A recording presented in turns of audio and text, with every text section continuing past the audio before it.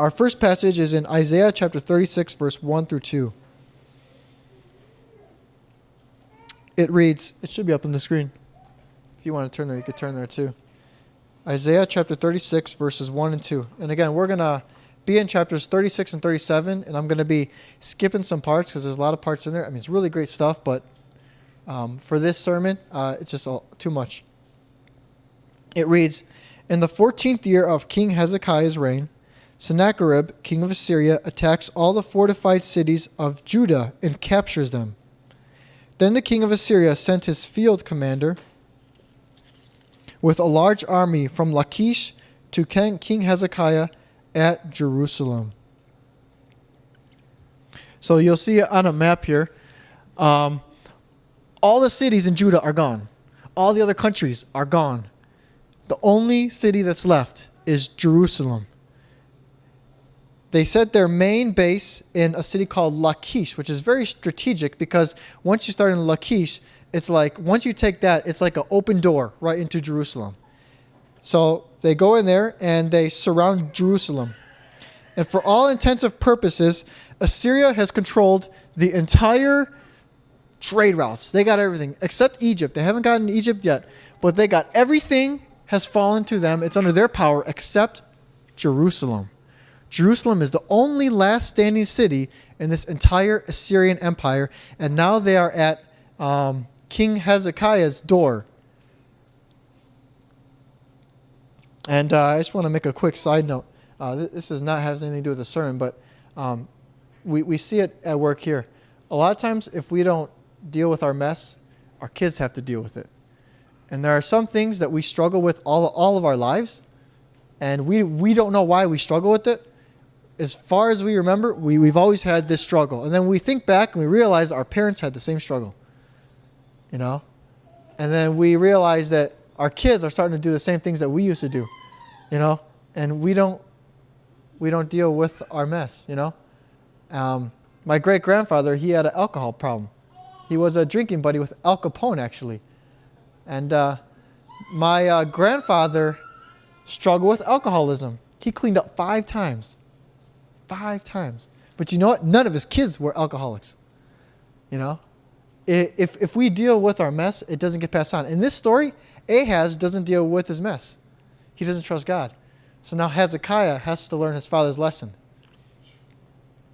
Very tough decision that Hezekiah is in. A much harder decision than his father was in.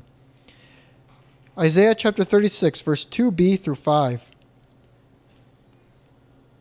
When the Assyrian commander stopped at the aqueduct of the upper pool on the road to the watchman's field, Eliakim, son of Hilkiah, the palace administrator, Shebna, the secretary, and Joah, the son of Asaph, the recorder, went out to him. The field commander said to them, "Tell Hezekiah, this is what the great king, the king of Assyria, says. On what are you basing your confidence on? You say you have strategy and military strength, but you speak only empty words. On whom are you depending that you rebel against me?"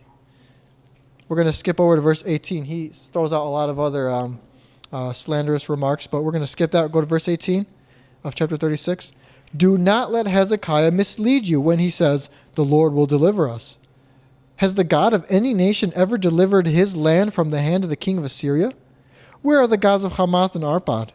Where are the gods of Sepharvaim? Have they rescued Samaria from my hand? Who of all the gods of these countries have been able to save his land from me? How then can the Lord deliver Jerusalem from my hand? You know, most of the time, the voice of the enemy speaks louder than the voice of God. You know, and we got to really listen into what God's saying. And a lot of times the voice of the enemy makes sense. Like, it really does make sense. And that's why, like I said last week, you know, don't wait until it makes sense to trust God, because it doesn't make sense. You know, a lot of times God will tell you to do something or to wait for something that makes absolutely no sense. Judah was weak. They didn't stand a chance. They had no chance against Assyria. They had a weak army. None of the other gods were able to save the other nations. Assyria was right in that. You know, it's almost like a half-truth. And you know what? But the one thing that they got wrong, though, is when they mocked God. When they started mocking God, that's where they got it really wrong. You see, they thought that it was their strength that got them where they were at. It was their strength that conquered all this territory. But it wasn't. It was God. God said, I'm going to bring Assyria, and I'm going to use them as a tool to judge these other nations. You see, these other nations had some morality problems, some ethical problems. We read in the book of Amos how God is judging these other nations. He says, hey, you think you can go around and sell people as slaves and as property? No. You think you can conquer land just for the heck of it? No. You think you can go into a land and cut pregnant women open and kill them? No. So God has a big ethical problem with these other nations. So God is using Assyria to come down and do it. That's why Assyria has been so victorious, because God is behind what they're doing, but God is not behind this. And they got it really wrong when they mocked Judah. And again, it's a very convincing argument that Assyria gives to Hezekiah. So Hezekiah has some choices to make. Is he going to trust God? You see, if he trusts God and God fails him, he's going to die a very, very slow, painful death in front of all his people. They will probably skin him alive. If he trusts God, will the people let him trust God? You see, because if God fails, then the people are going to suffer a very, very painful captivity. You see, maybe if they give up, they might have a say into where they're going to be carried off to when they go out to captivity. Because see, what the Assyrians do when they come in is, when they come and take over a people group, they take some of the people, put them here in this part of the empire, put some of the people in this part of the empire, put some of the people in that part of the empire. And then they take all the other people from scattered around the empire and put them in that land. So what they're doing is they're culturally dissolving people. So your culture, your language, your beliefs, everything that you are that makes you culturally is disintegrated. It dissolves into this big melting pot of the Assyrian Empire. So these people, they don't want that.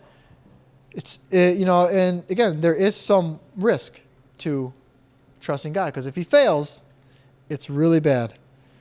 And in a sense, all the salvation history hinges on this point, in the way it happened, the way it did. Now, if Hezekiah, well, we are going to learn. If things don't go the way they did go, God would have found a different way. But all salvation history kind of hinges on this very moment.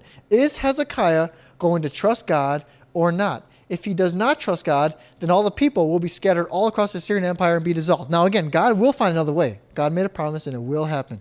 But the way salvation history happened today hinges on this one decision. Will Hezekiah choose to trust God?